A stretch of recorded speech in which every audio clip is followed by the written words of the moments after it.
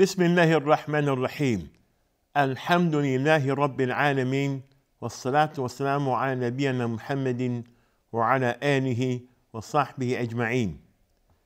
Dear viewers, Assalamu alaikum rahmatullahi wa barakatuh, and welcome to our Sharjah Broadcast Authority program dealing with the skill of dialogue in Islam. Dear viewers, many people spend lots of time learning how to speak and how to present themselves.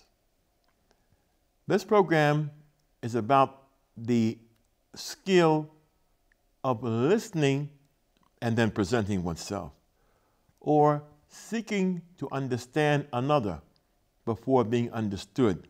Barakallahu feekum.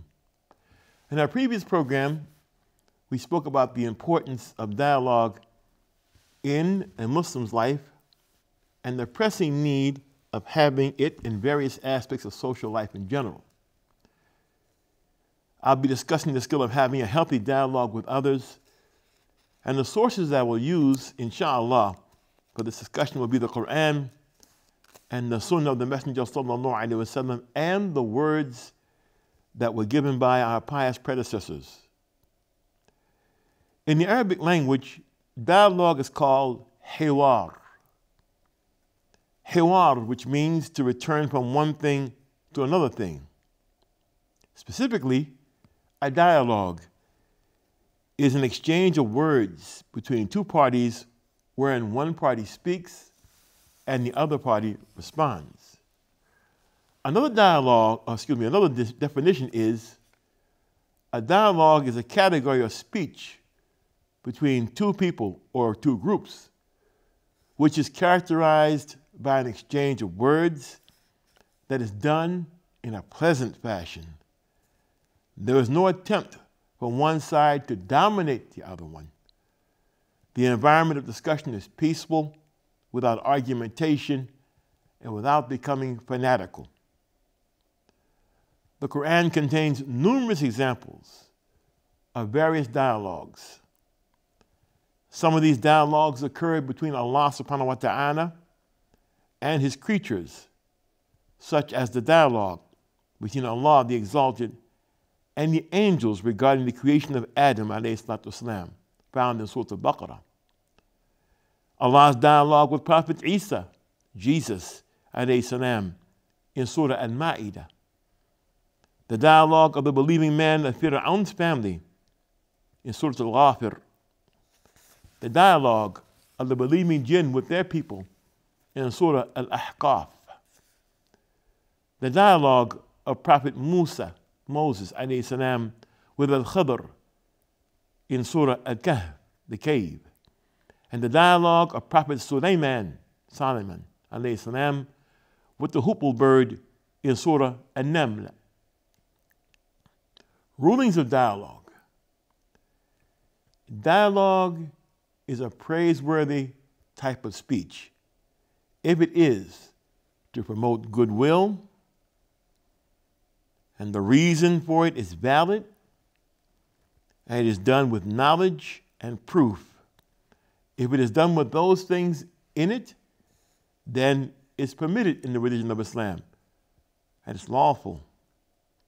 However, if dialogue is done for the sake of arguing without any valid grounds, particularly scholarly grounds, or conducted in a bad manner, or for an evil cause, and it is done only for the sake of showing off, or quarreling, or being stubborn, or nullifying the truth, or introducing falsehood and provoking confusion in the hearts of the listeners or participants in the dialogue, then it would be negative. And it would not be something that's allowed in this religion. What's the significance of having a dialogue between people? Why do this? Allah created human beings with different intellectual abilities. We differ in the way we perceive things, how we see things. We differ in the amounts of knowledge that we have. We differ in our mentality. We differ in color, we differ in language, and we have different kinds of behaviors. Allah Almighty says, وَمِنْ آيَاتِهِ خَلْقُ السَّمَاوَاتِ وَالْأَرْضِ وَاخْتِلَافُ أَلْسِنَتِكُمْ وَأَلْوَانِكُمْ إِنَّ فِي ذَلِكَ لَآيَةٍ لِلْعَالَمِينَ. And among His signs is the creation of the heavens and the earth, and the differences of your languages and your colors. Verily, in that are indeed signs for humans of sound knowledge. This is found in Surah Rum, the 30th Surah, the 22nd verse. And He, Almighty, says in the Quran, وَلَوْ شَاءَ رَبُّكَ لَجَعَلَ النَّاسَ أُمَّةً وَاحِدَةً وَلَا يَزَالُونَ مُخْتَلِفِينَ إِلَّا مَنْ رَحِمَ رَبُّكَ وَلِذَلِكَ خَلَقَهُمْ. And if your Lord had so willed, He could surely have made mankind one ummah, but they will not cease to disagree, except him on whom your Lord has bestowed His mercy. And that is why He created them, for this mercy. So as people differ in their opinions, as they differ in their faiths, they differ in their attitudes, as they differ in intellectual abilities, and the way they see matters, and the way they see different issues and rulings, they need to apply the skill of dialogue. Having dialogue and exchange of opinions and different points of view with logical evidence in order to narrow the view, with logical evidence in order to narrow the range of differences among themselves, and to find a common ground away from scattering, dissension, and dispute, and to have dialogue so we can be able to unravel the truth to people. We spoke about the important things to remember while having a dialogue. The use of wholesome speech, كلمة الطيبة. Allah says, إِلَيْهِ يَسْعَدُ الْكَلِمَ الطَّيِّبُ وَالْعَمَلُ الصَّالِحُ يَرْفَعُ. To Him ascend all good words and righteous deeds. This is found in Surah Al-Fatir, which is the 35th Surah, the 10th verse. And Allah Azza wa Jalla says, وَقُلْ لِعِبَادِي يَقُولُ الَّتِي هِيَ أَحْسَنُ إِنَّ الشَّيْطَانَ يَنزِغُ بَيْنَهُمْ إِنَّ الشَّيْطَانَ كَانَ لِلْإِنسَانِ عَدُوًّا مُبِينًا. And say to my slaves, meaning the believers of true Islamic monotheism, that they should only say those words that are best, because shaitan, Satan, rarely sows disagreements among them. Surely, Satan is to man a plain enemy, a clear enemy. In the tafsir known as Tafsir ibn Kathir, he says, rahimahullah, يأمر تعالى رسوله صلى الله عليه وسلم أن يأمر عباد الله المؤمنين أن يقولوا في مخاطبهم ومحاورتهم الكلام الأحسن والكلمة الطيبة، فإنه إذ لم يفعلوا ذلك ينزغ الشيطان بينهم وأخرج كلام إلى فعال ووقع الشر ومخاصمة ومقاتلة، فإن الشيطان عدو لآدم وذريته. In this verse, which is verse 53 of Surah Al-Isra, Allah commands His Messenger sallallahu alaihi wasallam to command His devoted worshippers to use the best speech when they address people in their dialogues.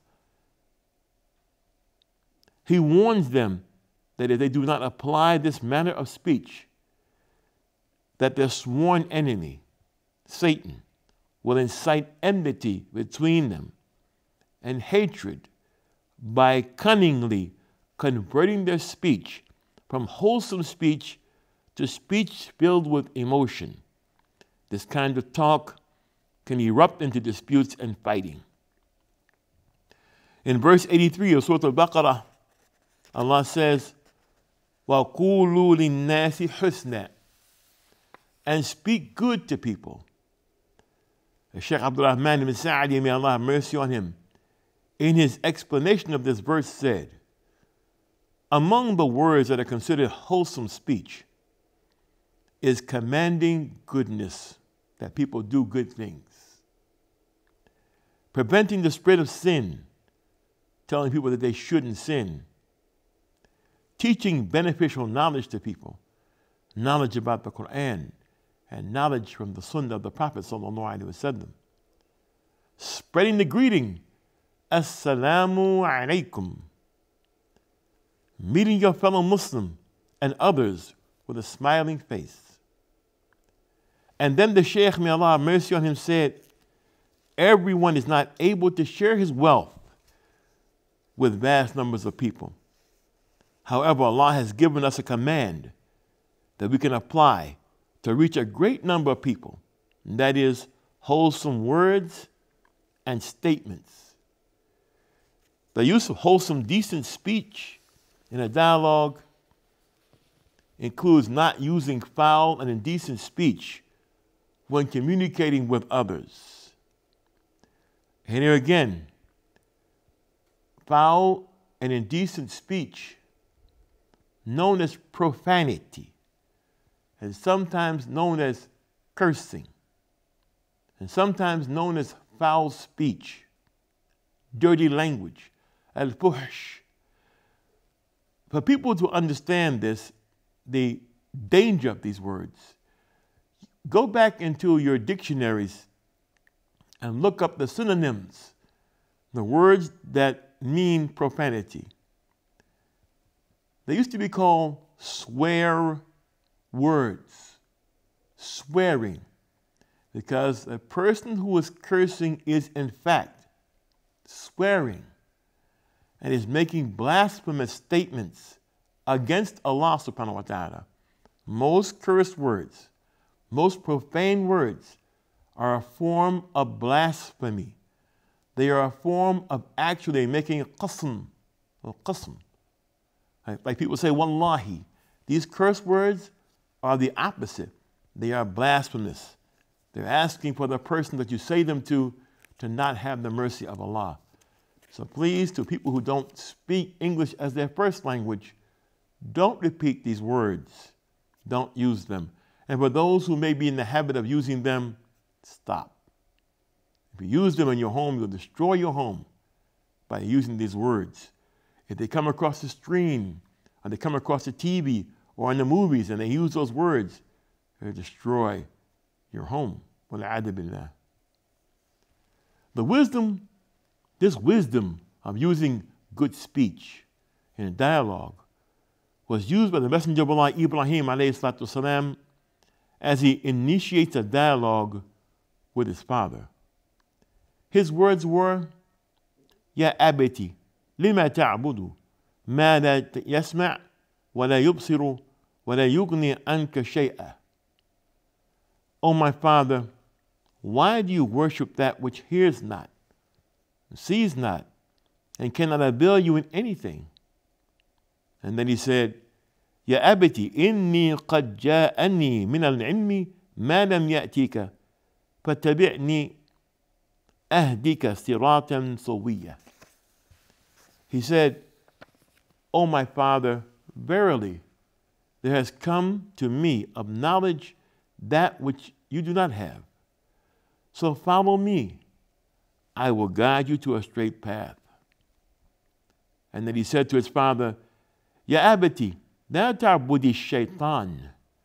Inna shaitana kana lirrahmani asiyya.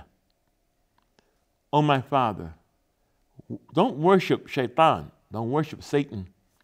Verily, Satan has been a rebel against the most beneficent, Ar-Rahman, Allah.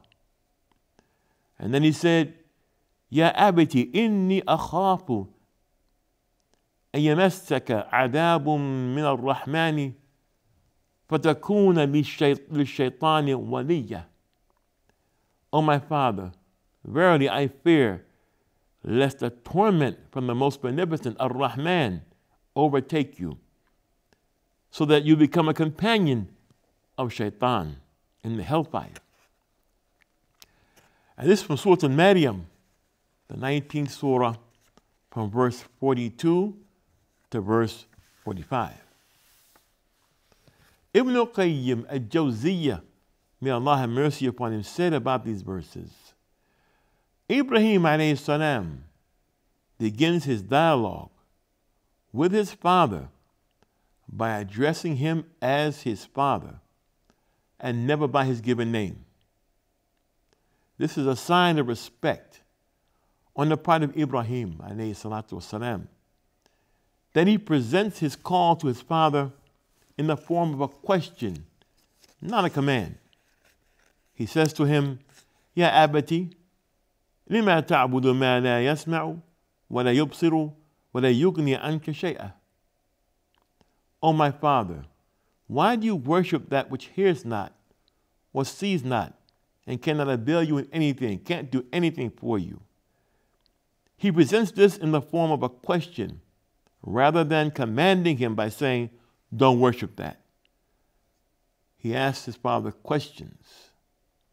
Ibrahim continues by saying, Ya abati, inni qad ja'ani min al-ilmi ma lam ya'tika, fattabi'ni ahdika siratan sawiyya.